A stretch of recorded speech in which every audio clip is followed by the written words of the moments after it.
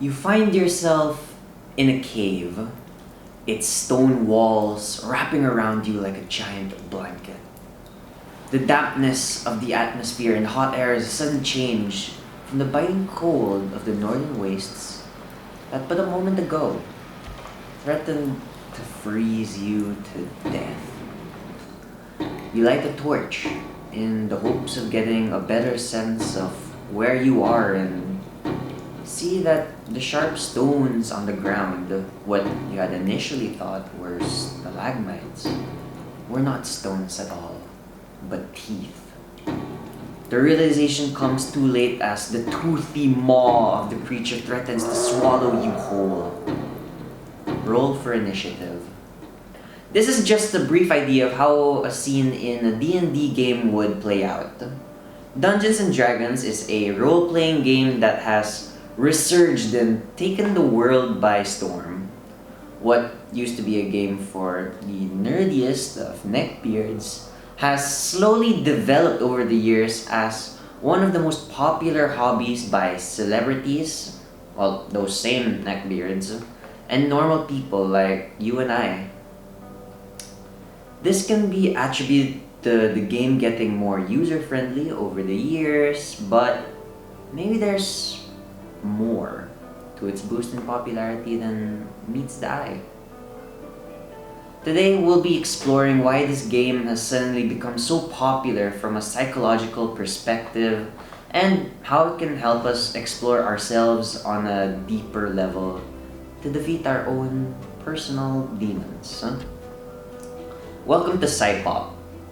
In this series, we'll be tackling how pop culture, or something in pop culture, has displayed a phenomenon where we can learn from it in the context of psychology and mental health. If you like this series and don't want to miss out on future episodes, don't forget to show support by liking and subscribing to the channel. Don't forget to click on the bell icon to get a notification whenever we post a new video. So, before we start, let's look at our comments from last week from either our Instagram or Facebook on how much you guys know about D&D and RPGs in general. If you ever want to get your thoughts out in these vids, please leave comments whenever we post a Q&A. So, for this week, both comments are from our Instagram because they're my favorite answers so far and generally encapsulate what I want to talk about in this video. First, from Cloud Bewis. Been playing a lot with friends and new people. D&D is the gateway to my found family. Amazing people and a way to get my mind off my usual quarantine. They're a home, and along with that, D&D and the stories I have, I will never forget. Along with my first time DMing, D&D isn't just a TTRPG. It's more than that. Aww. And from Buttered Soda, D has allowed me to escape the chaos of the world.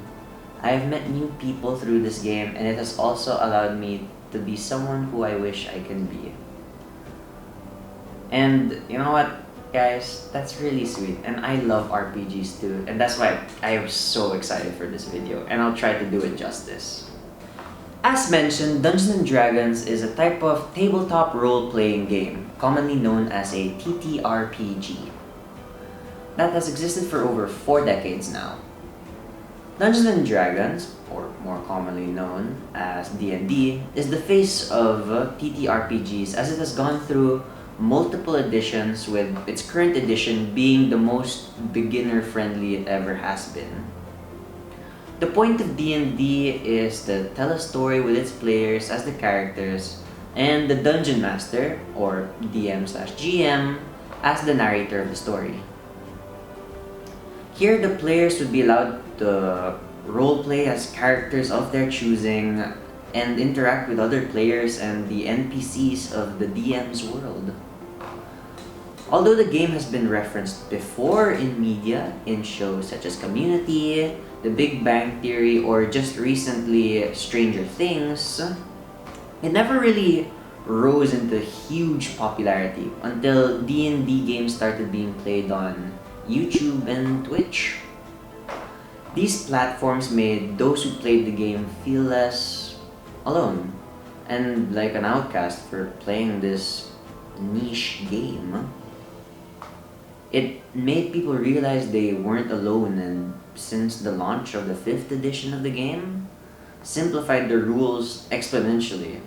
I'll tell this to you now as a player, it was actually way harder back then.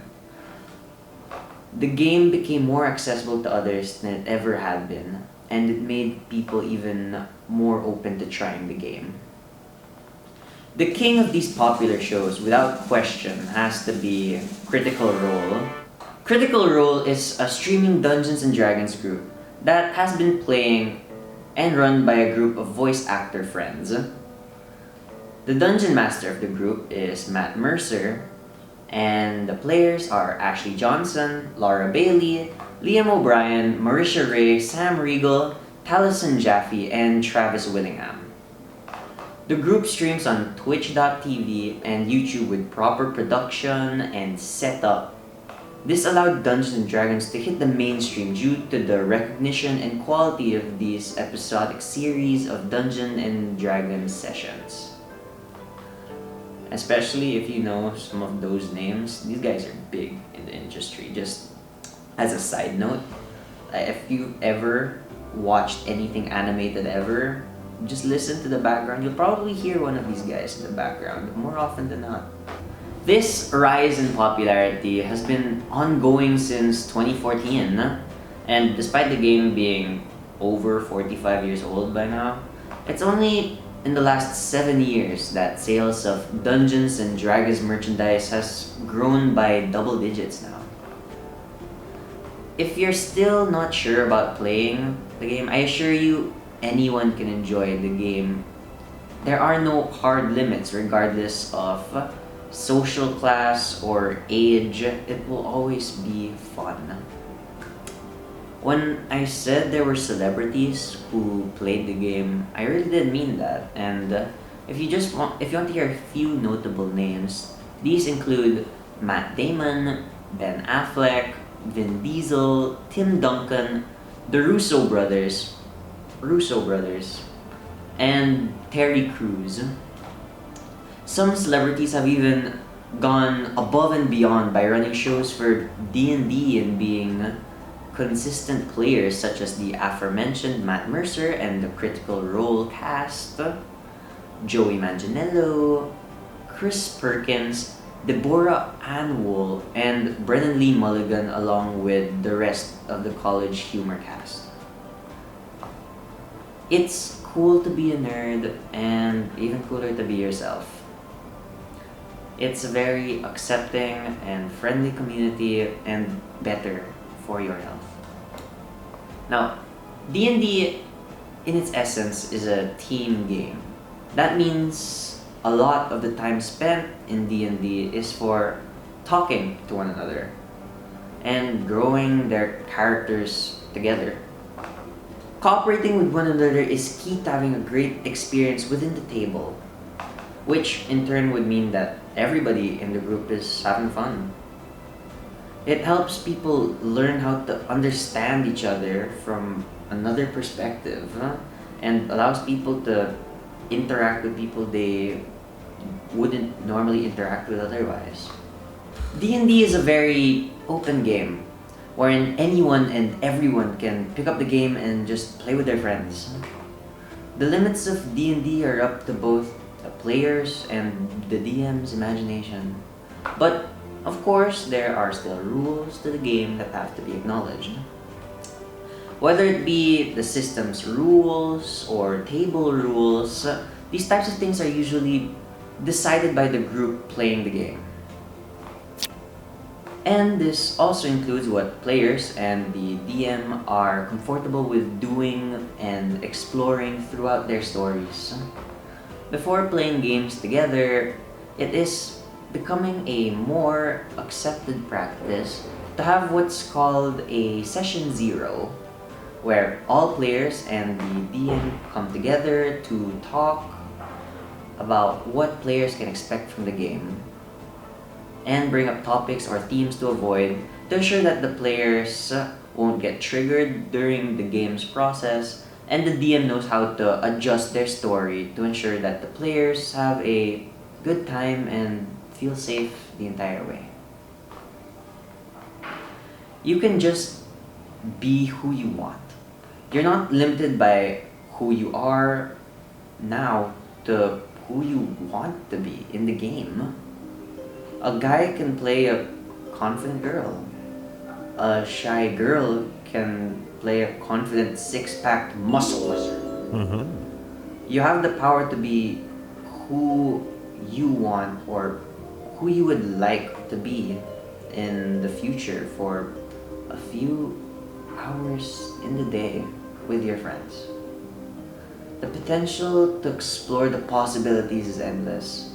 Your only limit is your imagination. So, despite all I've said throughout this video of how it can help with your mental health, I never specifically mentioned anything about its use in therapy and professionally yet, and this is the part I'm most excited about. A study conducted in 2017 explored the possible uses of tabletop RPGs as exposure therapy for adolescents. To quickly define what exposure therapy is, it is a form of therapy for treating anxiety-related disorders in which the client is exposed to the source of their anxiety in a safe environment in order to reduce fear and decrease avoidance.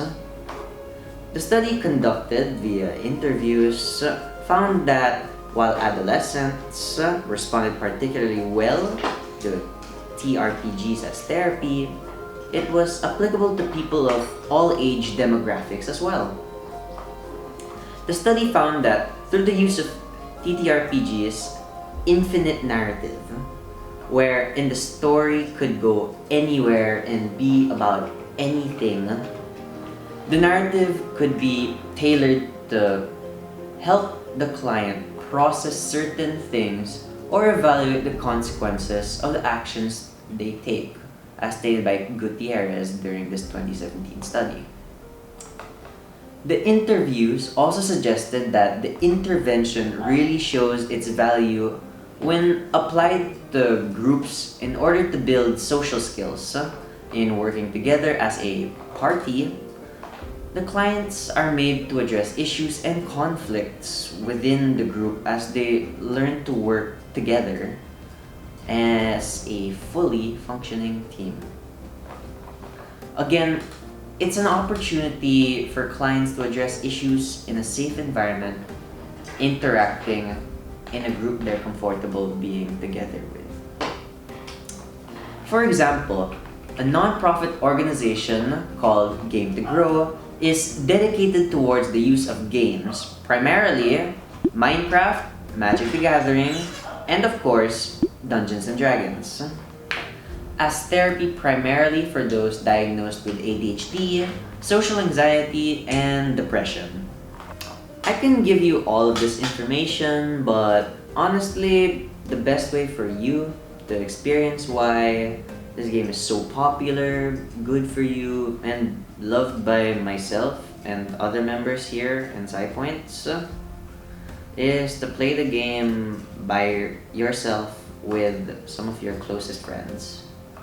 So below, I'm going to link the starter set since it's free online for anyone to pick up the game to start learning its mechanics and running sessions with their friends. And second, what I'm gonna do to give a more professional perspective on the matter, I had an interview with one of the head members of Adventures Anonymous to better support all my claims that it's a good game, damn it. Which will be linked below. Normally, I put these interviews in the vid itself, but yeah, I'm not gonna lie. So at first the interview was at the normal time, but we kept on going on so many tangents that basically turned into a mini podcast. But I didn't really want to cut out anything, and that happened in last week's videos too. So instead, what we will do now in PsyPoints are post full interviews that we conduct with different members of different communities for all of our different videos in entirely separate vids called InterPsy, because everything we do in this channel needs to have the word Psy in its title. It was a really fun interview. I thank Adventures Anonymous for that same interview. They'll also be linked down in the description below, along with the video itself. So please comment any topic you'd like for us to tackle next. Please like and subscribe to the channel. Every bit of support helps. And thank you all for watching. I hope you all have a great day. Thank you all once again. That's for my editor.